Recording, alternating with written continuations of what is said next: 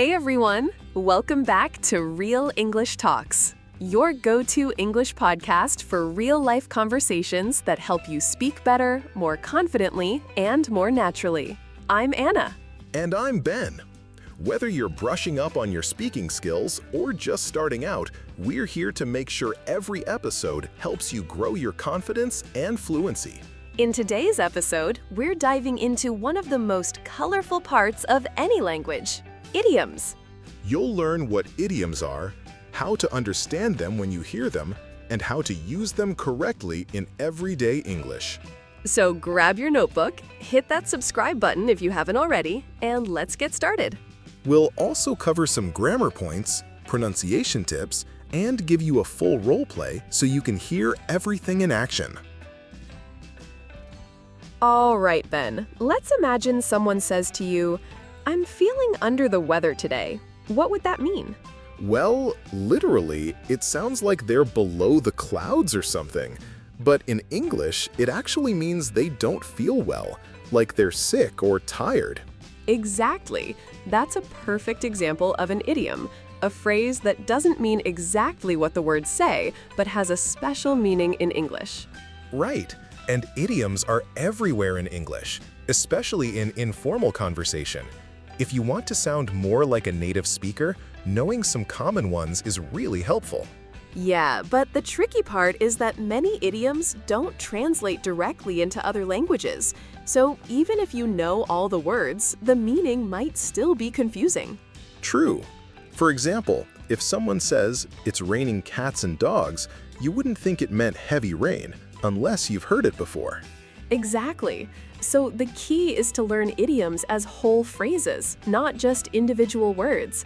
That way, you know how and when to use them. And don't worry, you don't need to memorize hundreds of idioms overnight. Just start with the most common ones, and over time, you'll pick up more naturally. One thing to remember is that idioms often have emotional or cultural background. They help people express feelings or ideas in a vivid, expressive way. Like when someone says, "I hit the sack early last night." That doesn't mean they punched a bag. It means they went to bed early. Or when someone says, "She spilled the beans about the surprise party." That doesn't mean she dropped food. It means she told a secret. These kinds of expressions make English fun and expressive. But if you're not familiar with them, they can definitely throw you off. That's why today's episode is going to walk you through some of the most useful idioms, explain what they mean, and show you how to use them in real conversations. We'll also talk about how to respond if someone uses an idiom you don't understand, because that happens to everyone, even advanced learners. Exactly. You don't have to pretend to understand everything. It's totally okay and smart to ask for clarification if you're confused. Another good tip is to pay attention to tone and body language. Sometimes, even if you don't know the exact idiom, you can guess the meaning from how someone says it or what they're doing. Right. If someone says, "I'm beat," while yawning and rubbing their eyes, you can probably figure out they're tired, even if you've never heard that idiom before. So today, we'll introduce you to a list of common idioms, explain their meanings, and give you real-life examples so you can start using them yourself. Then we'll wrap it up with a fun role play where you'll hear these idioms used in context, so you can see how they sound in actual conversation. Perfect! Let's jump right in. Okay, let's look at some of the most useful idioms you'll hear in everyday English conversation. We'll start with the ones that describe feelings and emotions, because those are super common in small talk and daily life. First up, under the weather, which we mentioned earlier. As you now know, this means feeling sick or tired. For example, someone might say, "I'm feeling under the weather today. I think I caught a cold." Another one is hit the sack, which means to go to sleep or go to bed.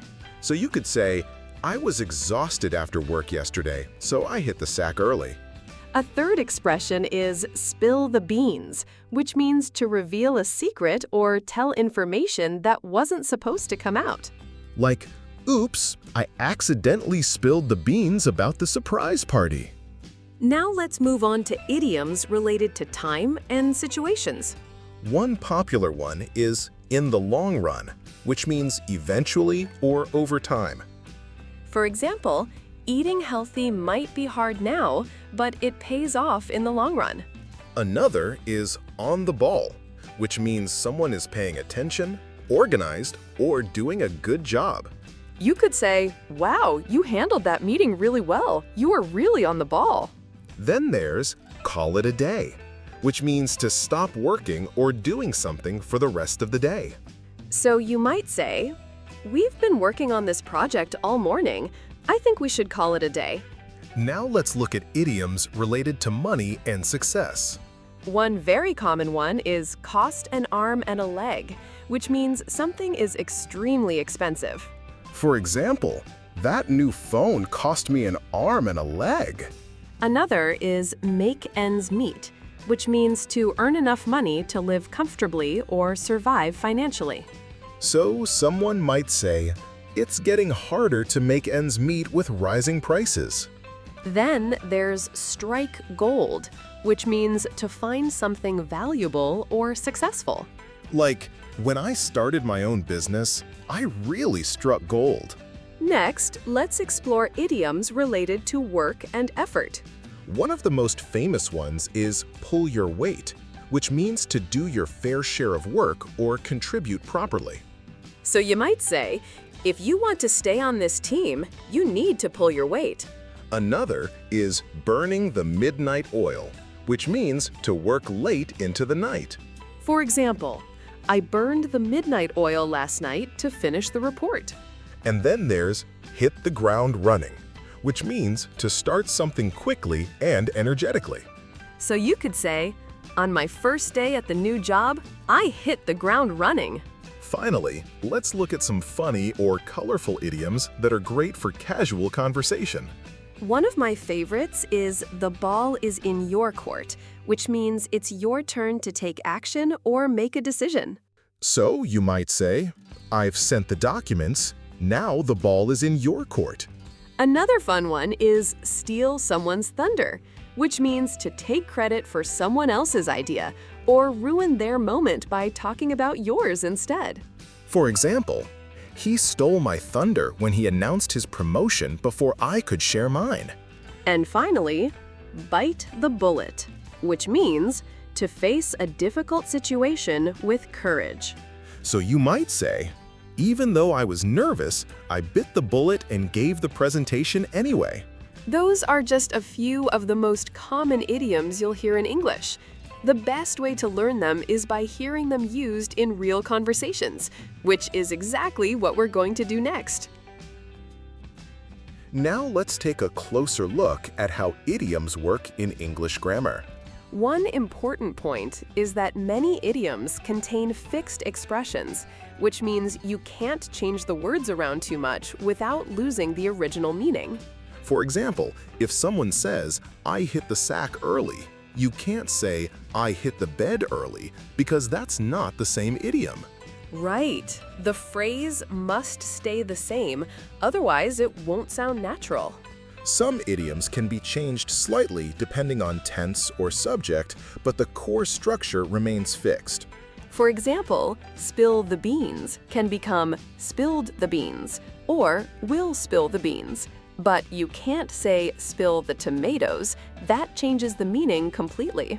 Another thing to watch out for is whether the idiom is used literally or figuratively. Yes, some idioms can be used both ways depending on the context. For example, break a leg usually means good luck in theater, but if someone actually breaks their leg, it's literal. So always pay attention to the situation and tone of voice to understand if the idiom is being used literally or figuratively. You also need to be careful about prepositions in idioms because changing them can change the meaning entirely. For example, look into means to investigate, but look up means to search for information or respect someone. Also, some idioms only make sense with certain subjects or verbs. For example, bite the bullet makes sense with a person, but not with an object.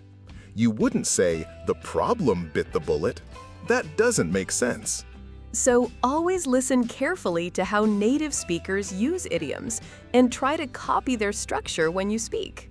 Also, don't forget that idioms are usually used in informal speech, so avoid using them in formal writing or professional settings unless you're sure they're appropriate. Exactly. Knowing when and where to use an idiom is just as important as knowing what it means. Now, let's talk about how to pronounce idioms clearly and naturally. One of the biggest differences between textbook English and real spoken English is connected speech, how words blend together in fast conversational speech. For example, hit the sack becomes hit a sack in everyday conversation, not hit the sack. And spill the beans might sound like spill the beans, with the blending into the next word. Try repeating after me. Hit the sack. Spill the beans. Cost an arm and a leg. Practicing these phrases slowly at first will help you build muscle memory and eventually speak more naturally. Another tip is to pay attention to word stress, the way certain syllables are emphasized in multi-syllable words.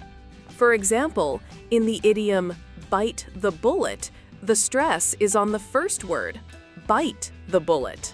Stress changes meaning in some words too. For example, to burn is a verb, but a burn is a noun, and the stress moves accordingly. Paying attention to stress patterns will help you sound clearer and more native-like. Also, don't forget about intonation, the rise and fall of your voice when speaking. Rising intonation at the end of a sentence makes it sound like a question, while falling intonation makes it sound like a statement. So if you say, you hit the sack early? With rising intonation, it sounds like a question. But if you say, you hit the sack early, with falling intonation, it sounds like a fact. Playing with intonation helps you sound more expressive and engaged in the conversation.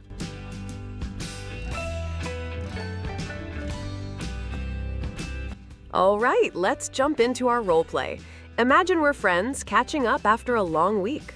Sounds good. I'll start by asking how your week went. Hey Anna, how was your week? Did anything exciting happen? It was pretty rough, to be honest. I was under the weather for most of it. I think I caught a cold from my cousin. Oh no! Did you go to the doctor? Nope, I figured it wasn't serious. I just stayed home and hit the sack early every night. Smart move. Rest is the best medicine sometimes. I know, right? Anyway, enough about me. How was your week? Well, I was burning the midnight oil at work, trying to finish a big project. I didn't get much sleep either. Ouch, that sounds exhausting. Did you at least manage to finish it? Yeah, I did. And guess what? The client loved it. We really struck gold with that proposal. Awesome, that's such great news. So what's next for the project? The ball is in their court now. They said they'll decide by Friday. Nice, I hope things go well. By the way, did you ever talk to your boss about the raise? Not yet. I wanted to bring it up, but I didn't want to steal anyone's thunder during the team meeting. Fair point. Better to wait for the right moment. Exactly. I'll bite the bullet and ask next week. Good plan. You deserve it. Thanks. Well, I should probably go refill my coffee. It's almost gone.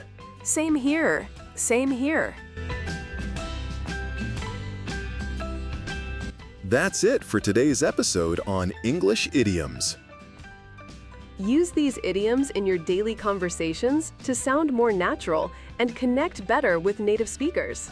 If you found this helpful, don't forget to like, subscribe, and turn on notifications so you never miss an episode. We also have a downloadable worksheet available in the description below.